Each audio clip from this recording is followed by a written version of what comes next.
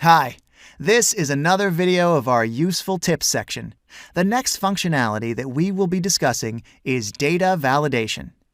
In this sheet, we have a table which has one blank column, product group. Let's suppose that we know that there are only two possible values for the fields in this range.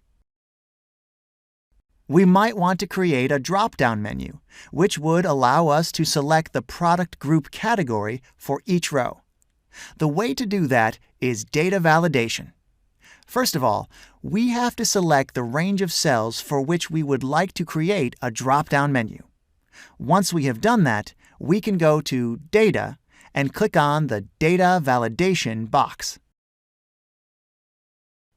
In the first window which opens, we can select as validation criteria List and indicate which are the values in our list.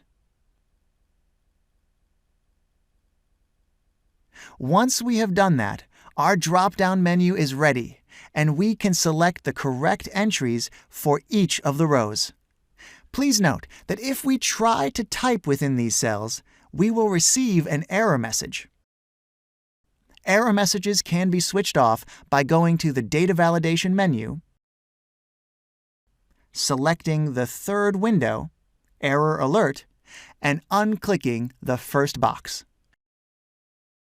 Once this is done, even if we type over the cells of the range something different, we will not receive an error message. That pretty much covers getting familiar with data validation. Thanks for watching.